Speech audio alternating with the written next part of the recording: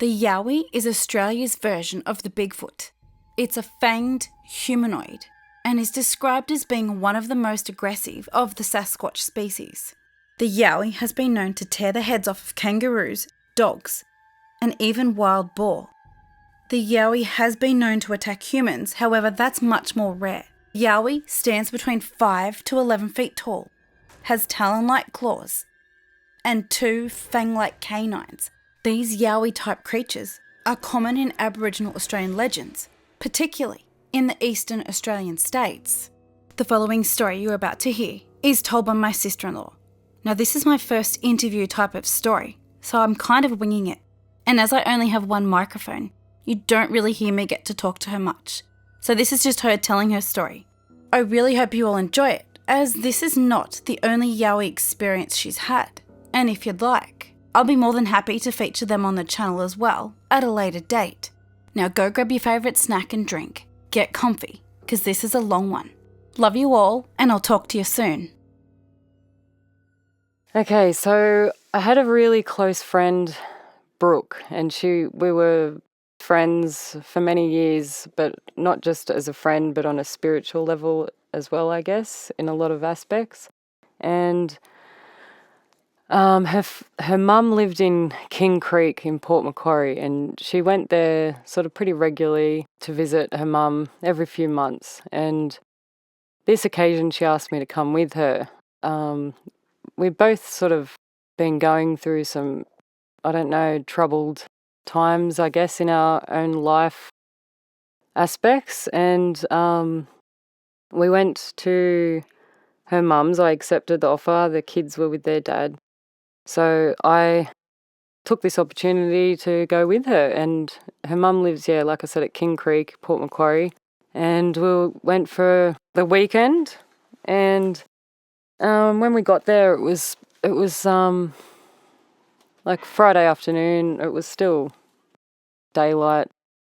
It was still quite early in the afternoon, and we got there. It was just normal, meeting her mum, going through, getting the house tour. And her mum's actually very spiritual herself, and she's a therapist does Bowen therapy and Reiki therapy and just all things like that. And it was really nice. And we had a lot of therapy with her mum, done a lot of cleansing, grounding, things like that. And this friend and I, we did actually, we were ones that dabbled in smoking a bit of weed, and we did drink on the odd occasion and things like that. But generally, especially this time in particular, we didn't. We knew we were going there for therapy and to clear and cleanse and ground and things like that. So we were very much strong on the fact we weren't going to be under the influence of anything. And so it was that night, the Friday night, and we had dinner and everything like that. Then her mum, she went off to bed. She's quite one that goes to bed quite early. And my friend and I sat up, we did smoke cigarettes, so we went out and we were just chatting. I should actually explain, it's like a 4-bedroom house, and it's got off to the left, maybe a couple of 100 metres away, there is a granny flat / shed that the mum is, preparing to make that into her therapy room area. Mm-hmm. And so there's that, and then you've got the back of the house. There's no fencing or anything like that, and it just goes out, and then there's a couple of bushes, trees, fruit trees, that kinds of thing, and then it just goes out into this opening, this clearing, and you've got, however much distance, it's quite a large open area. I'm not very good with distances and things like that, but it's quite large open area, sort of almost an oval, I guess. That's how large and open it is, and then it backs onto the state forest. So then, it goes into quite denseness. And then, so that night we went out and we sat near the granny flat / shed, and we were having a cigarette, talking and things like that. And it was actually, quite ironically, a full moon. Yeah. And after our cleansing and grounding and things like that, we wanted to due to our, I guess, spirituality and things like that. We very big on the moon and the stars and things like that, and feel that the moon is very cleansing in itself. So we just went and sort of stood under the moon and wanted to just sort of recharge, I guess, what we felt were the benefits. And we went and stood out. We left our phone and our belongings at the granny flat shed thing. Then we walked out, we walked out to the clearing. And like I said, completely very open, very vacant. And it was quite, didn't feel anything eerie at that time. Still feeling very, very positive, feeling the energy from the moon and just enjoying the moment. And then all of a sudden, out of nowhere, I heard this extremely, as we were both staring up at the moon, it was then all of a sudden out of nowhere, I heard this, it's like the noise of a massive, massive stump, or it's not just a branch, like it sounded like a tree hitting another tree. Yeah. The sound, the depth and the loudness of the thump. And it was just this constant thump, thump, thump, like of a tree hitting another tree or a stump hitting a tree. And it was so powerful, and the echoing. So that came slightly off to our left, and you could hear that was just constant. And then it started sounding like it was coming from the left, then it was coming from the right, then it's coming from in front of us, and never behind us. Never heard it coming from behind us, because that was where the house was, like all open. So it was just all coming from the open area to our left, to our right, to the front of us. So it was just it was constant, and it was getting more and more intense. Me and my friend, I remember, as we just looked at each other, and we were just like too scared to speak, I can only imagine that she was thinking the same as me, but it was just like, holy cow, what is that? What is that? What is that? As well as this fear of and it was just getting more and more intense. And then it went from that, and I do believe, from what I remember, that paused. Actually, and I'm sorry to backtrack, but I did forget to mention that when we were standing there and staring up at the moon, I didn't notice at first, and I don't know how long it had been for, but there was cricket. You could hear crickets and the noises and that when we were out looking at the moon at first. And then I do remember a moment where I did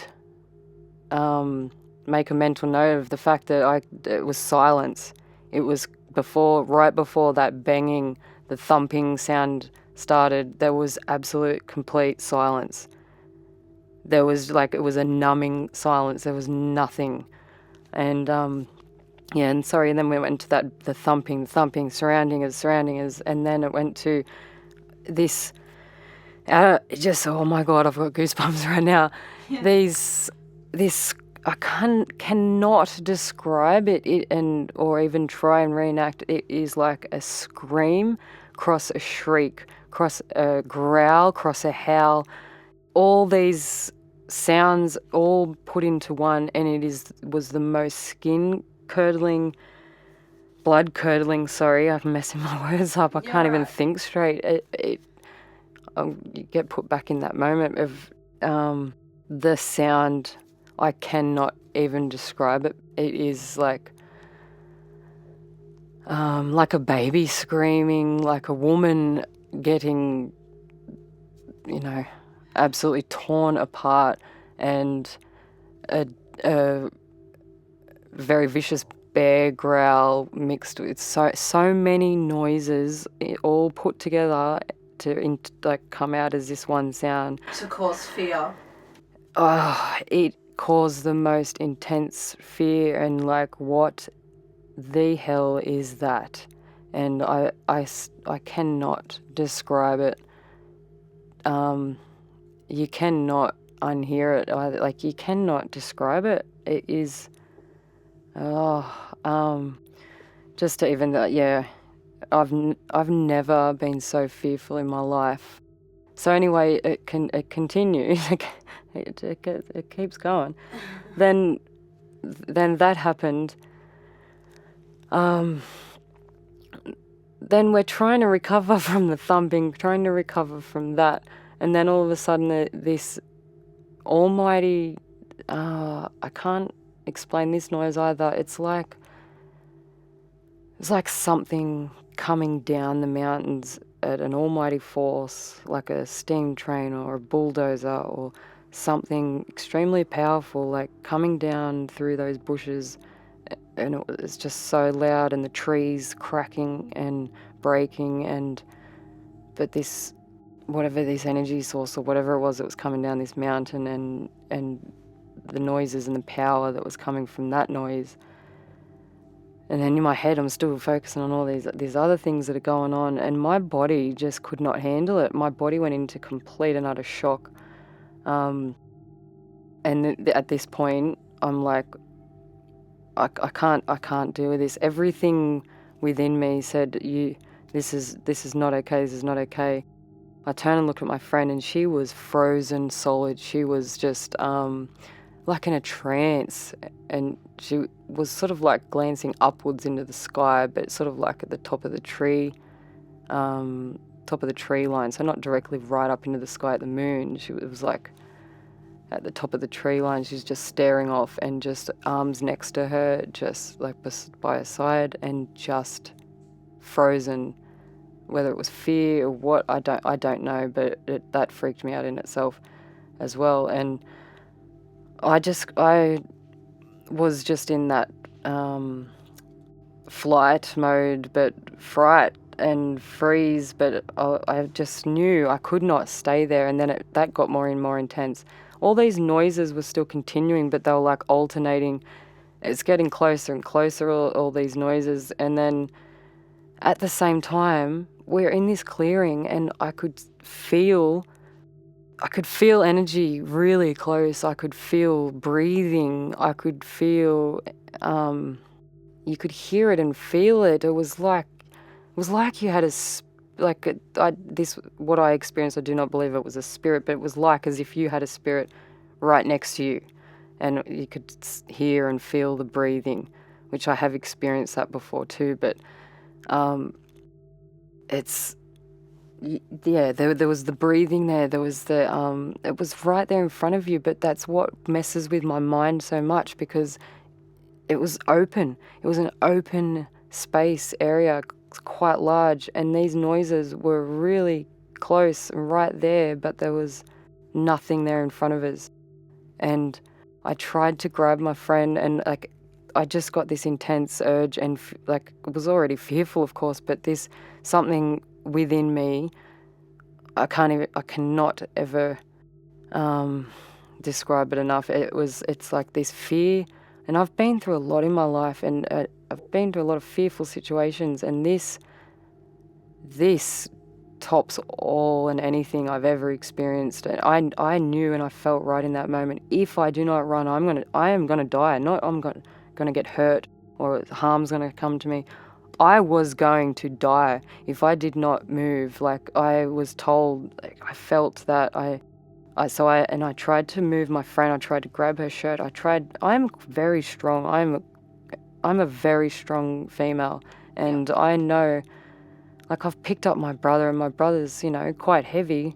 It wasn't for long, but I know I'm quite strong. And I tried to grab my friend. I literally grabbed her by the shoulders, around the waist, tried to lift her up, tried to rip her, pull her, because I knew our life depended on it, and I could not move her, and I tried and tried and tried.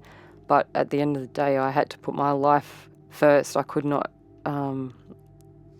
could not move her. There was nothing I could do, but that fear within me, no way, I had to leave. So I ran so fast. So that fear, I can't say it enough. I can't emphasize it enough. And that scream, and so then I ran back to the house. It was a good. I had sort of know in that fear and that state of mind. I don't really exactly know how much time had passed, but I'm thinking it was like felt about 10 minutes anyway. And then my friend came back, and she was like a zombie. She was just looked completely blank, but like grey, sort of white at the same time, as if she'd experienced something really bad, which we did.